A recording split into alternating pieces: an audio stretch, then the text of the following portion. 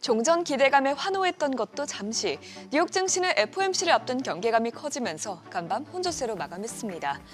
내일 케빈 워시 연주의장이 처음으로 주재하는 FOMC를 앞두고 불확실성이 큰 가운데 시장에서는 매파적인 메시지가 나올 것이라는 전망이 현재 우세한데요. 이에 그동안 가파르게 상승했던 기술주를 중심으로는 미리 차익 실현 움직임이 나타난 것으로 풀이됩니다. 반면에 종전 합의에 따른 유가 하락으로 경기 민감주들로는 오늘 순환매가 유입됐습니다. 이에 따라 다우지수는 오늘 0.64% 올라가면서 사상 최고치 행진을 이어갔고요. 반면에 S&P 500 지수와 나스닥 지수는 기술주들이 하락하면서 각각 0.57%, 1.15% 내려갔습니다. 시총 상위 종목들은 등락이 혼재됐는데요. 그래도 스페이스X는 강세를 이어갔습니다. 간밤 처음으로 스페이스X의 옵션 거래가 시작된 가운데 옵션 시장에서 스페이스X에 매수된 콜옵션 물량이 풋옵션 매수 물량의 2배 이상인 것으로 나타났는데요. 이 같은 투자 열기에 스페이스X는 5% 가까이 뛰면서 시총 5위 자리에 올라왔습니다. 또 장중에는 마이크로소프트를 제치고 시총 4위까지 오르기도 했습니다. 반면 오늘은 반도체주 전반에 조정이 나오면서 엔비디아 주가는 2% 넘게 떨어졌고요. 마이크로소프트도 소프트웨어 기업들이 부진한 흐름을 보이면서 1.48% 내려갔습니다. 시총 6위부터다 보면 브로드컴과 마이크론은 반도체주 약세 속에 각각 4%, 6% 넘게 급락했고요. 테슬라도 스페이스X로 매수세가 몰리면서 수급이 이탈한 모습입니다. 그나마 메타는 뱅크 오브 아메리카에서 매수 의견을 유지하면서 주가가 1.13% 올랐습니다. 국제유가는 미국과 이란 간 종전 협상 타결 이후 4거래일 연속으로 하락세를 이어가고 있습니다.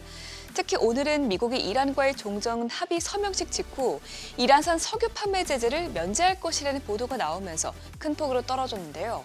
WTI와 브렌트유는 이제 모두 70달러대까지 하락했습니다.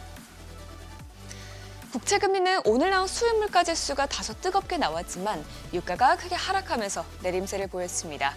10년물 금리가 0.03%포인트, 2년물 금리도 0.01%포인트 떨어졌습니다. 유가가 최근 이렇게 하락세를 보이고 있지만 외과에서는 내일 FOMC가 예상보다 매파적인 결과를 내놓을 것이라고 전망하고 있습니다. UBS는 새 연주의장이 과거의 비둘기파적인 견해를 밝혔지만 성명서와 점도표 모두 매파적인 색채를 띨 것이라면서 첫 금리 인하 시점을 기존보다 늦춘 내년 3월과 6월로 제시했습니다.